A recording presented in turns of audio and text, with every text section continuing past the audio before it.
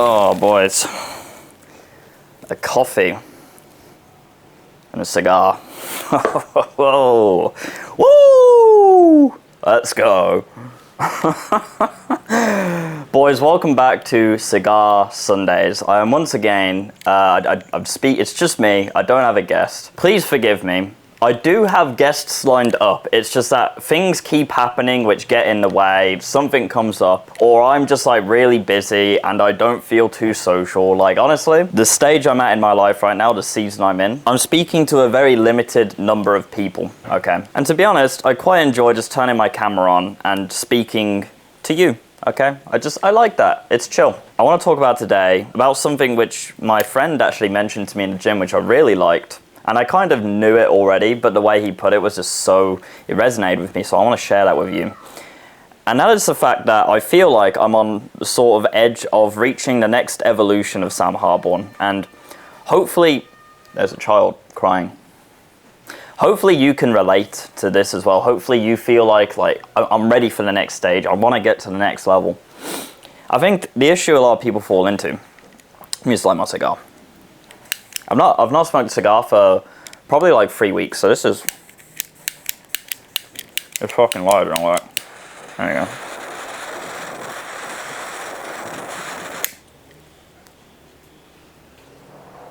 Fucking hell, I've turned it to charcoal. Fucked it. Oh well, it happens. Yeah, so people want to reach the next evolution of themselves. I want to reach the next evolution of Sam Harborne, but people continue to do the same shit that they were doing before, and then they expect shit to change. And there is some truth to that. Obviously, you want to remain consistent, with what you're doing. But if you want to get to the next level, you need to add on top of that. I mention this quite a lot. You have to progressively overload the sacrifice that you make in your life. And eventually you reach a point where it's so effortless to you. Like I had a guy a few days ago, I did an Instagram Q&A, and he was like, Sam, do you ever get cravings to play any video games at all? And I'm like, no. Of course not, because it's completely effortless to me now. I've surpassed that level, but that can take time. But you see how for some people, sacrificing their video games feels almost impossible because they've not reached those upper levels of evolution just yet. But as time goes on, it becomes easy. It's subconscious. I don't ever think about video games. But you need to continually do this as you progress through your life, which is what a lot of people miss. They become the king of what they're doing right now. Perhaps they're king of their Rocket League lobby, or they're king of their local pub.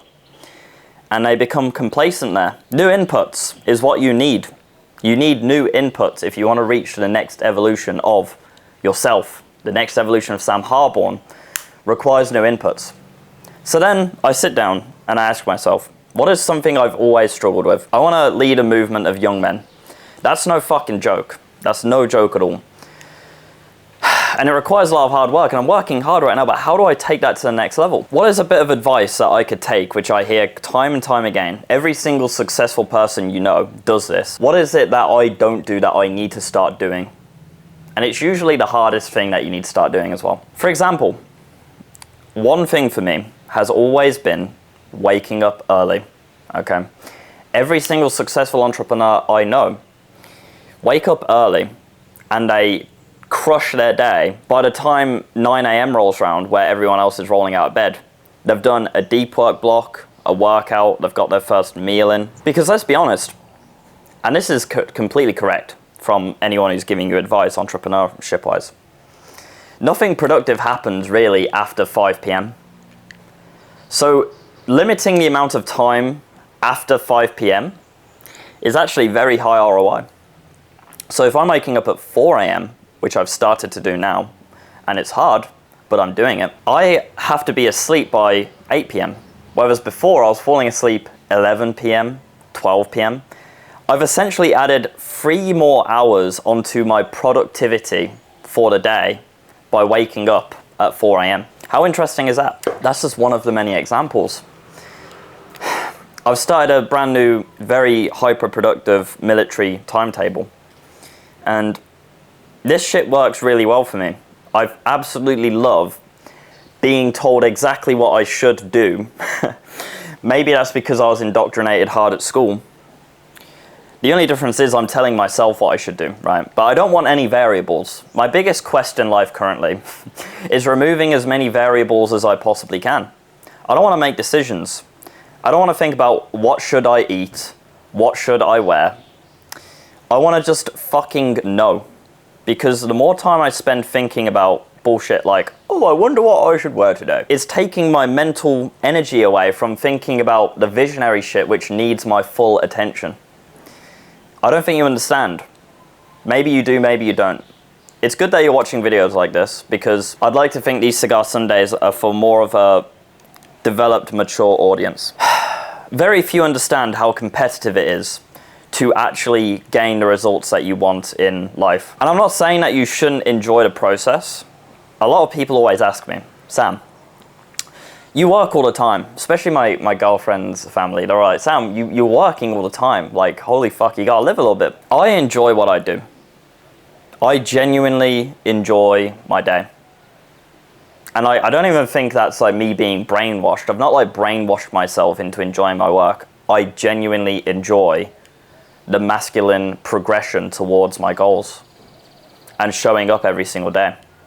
I fucking love this shit. Going to a beach and chilling there doesn't make me as fulfilled as this. Doesn't hurt every once in a while.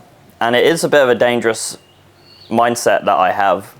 I'll tell you why. It can be dangerous. When I was making my dude timetable, I was making it with my girlfriend. She helps me get organized. Organization is one of my, weaknesses, and my girlfriend helps me with that, which is really helpful. And for my timetable, one of them was like, okay, I'm gonna drink this calorie shake and I'm gonna go for a walk. And I said something like, yeah, but I don't think walking in itself is productive enough, right? I need to do something else. I need to listen to a podcast or something. And my girlfriend pointed out to me like, Sam, being present and not being tuned into anything other than being present right now is productive. It's a mental reset. You've got your deep work, drink your shake, go for a walk, mental reset. You don't always have to be consuming something productive or doing something productive. In fact, just being present can be sometimes the most productive thing you could do.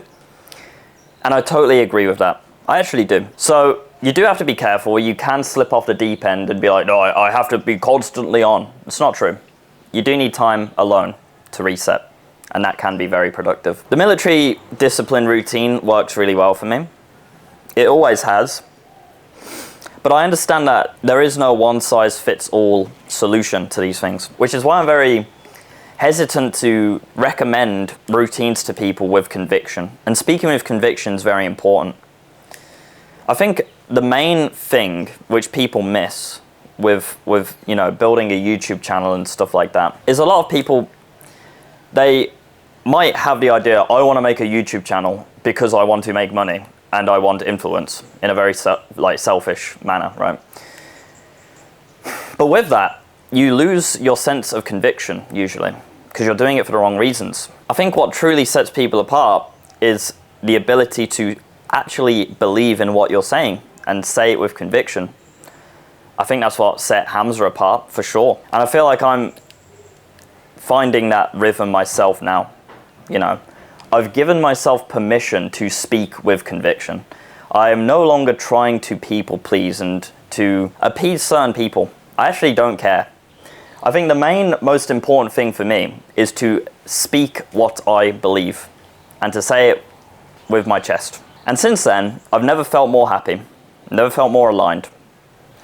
And I'd like to think that the results I'm getting for the guys who are watching my YouTube channel, which is my purpose right now in life, is to help these guys, has improved. There's a lot of people going on the internet and regurgitating the same advice over and over and over again, but they don't say it with conviction. So it's garbage. It's rubbish. They don't believe what they're saying. They know it sounds good. You should wake up early. You should cold approach women. It sounds good. It might tickle the ego, but they don't believe it. They don't embody it. And this is why they're not successful. This is why no one listens. This is why they don't have an impact. You do need to give yourself permission to speak with conviction, even if it does hurt some people's feelings, because not everyone's going to align with you. Not everyone's going to agree with you. For example, I get a lot of pushback for my beliefs on video games. I don't think as a man you should aim to play any video games at all. I get a lot of pushback. I get a lot of pushback for my belief in monogamy. Monogamy.